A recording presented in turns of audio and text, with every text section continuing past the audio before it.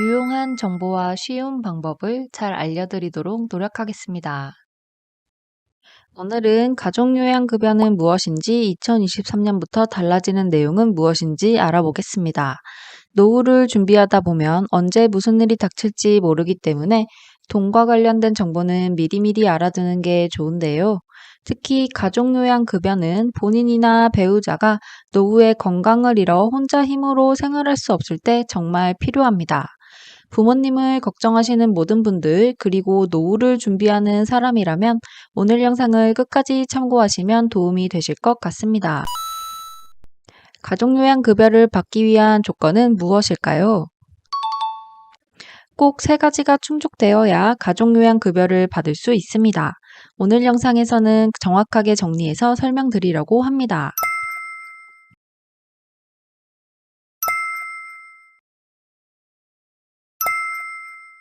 또한 가족요양급여를 염두에 두고 계실 때 꼭 확인하여야 하는 중요사항이 있는데요.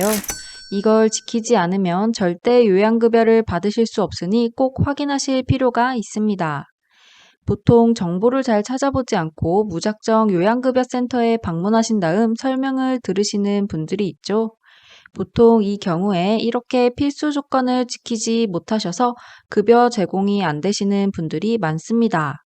일부러 시간 내어 찾아간 방문 상담에서 헛걸음을 하지 않으시려면 이 항목을 꼭 체크하시는 것이 필요합니다. 또한 영상 후반부에는 가장 많이 궁금해하시는 질문들을 정리하였습니다. 가족 요약 보호를 할 경우 받을 수 있는 시급은 얼마일까요?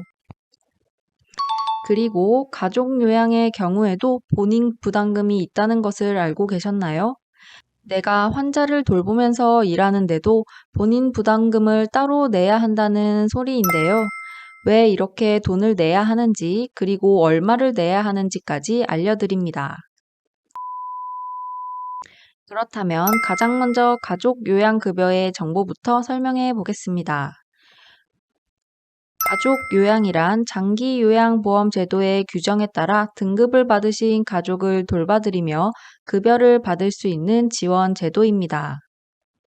가족 요양에서 말하는 가족의 범위는 무엇일까요? 위의 글을 살펴보면 수급자의 직계혈통 및 형제자매, 수급자 및 직계혈통의 배우자, 배우자의 형제자매가 속합니다.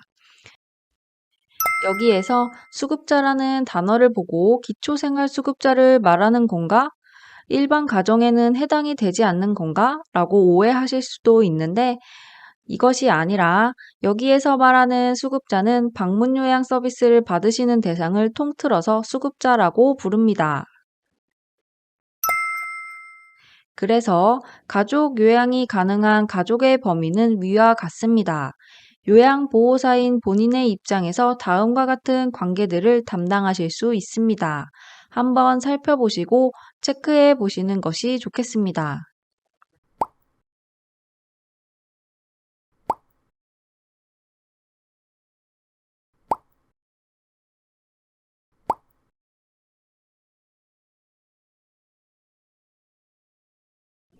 그렇다면 가족 요양 가능 조건은 무엇일까요? 아무나 다 할 수 있는지 궁금합니다.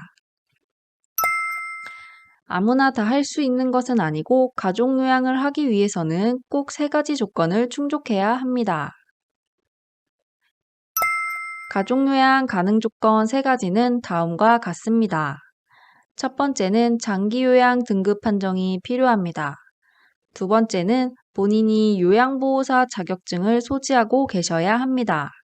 세 번째는 근무 시간 준수를 꼭 확인하셔야 합니다. 하나씩 가족 요양 가능 조건들을 찬찬히 살펴보도록 하겠습니다. 첫 번째인 조건인 장기 요양 등급 판정에 대해서 살펴보겠습니다. 가족 요양급여를 받기 위해서는 먼저 수급자, 즉 돌봄 서비스를 받으시려는 대상에게 장기 요양 등급이 있어야 하는데요. 65세 이상 어르신, 치매, 뇌혈관 질환 등 노인성 질병을 가진 사람이라면 공단의 장기 요양 등급을 신청 가능합니다. 그래서 장기 요양 등급을 신청하시고 가장 먼저 장기 요양 등급 판정을 받으시는 것이 필요합니다.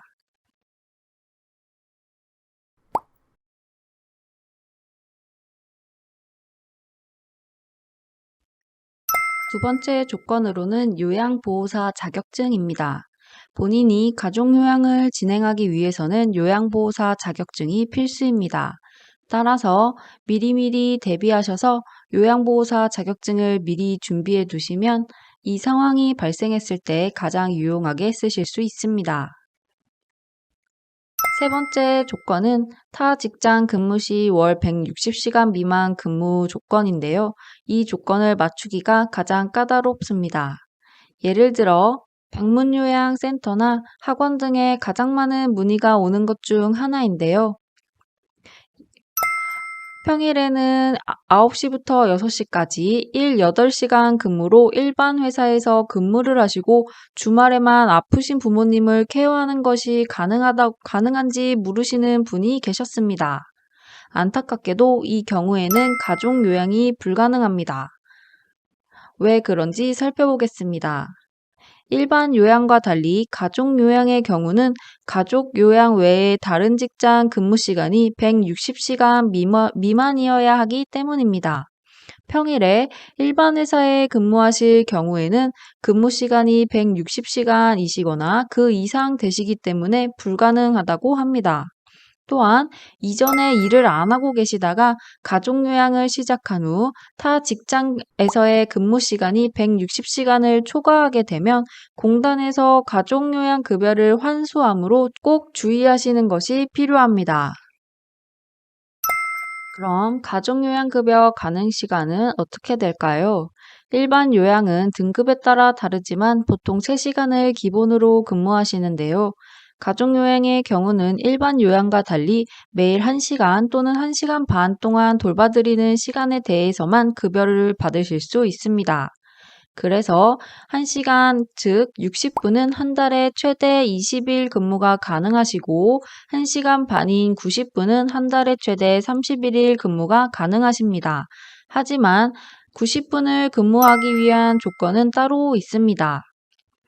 만 65세 이상의 가족요양보호사가 그 배우자에게 가족요양을 제공하는 경우와 어르신이 폭력 성향을 보이시거나 부적절한 성행위 등 문제 행동을 보이시는 경우에 가능합니다. 또한 가족요양도 일반 요양의 보호자가 센터에 본인 부담금을 납부하시는 것처럼 본인 부담금을 납부해야 함을 꼭 인지해야 하는데요. 그 이유는 무엇일까요? 가족 요양도 본인 부담금이 발생하는데 대상자는 센터의 고객에 해당되기 때문이라고 합니다.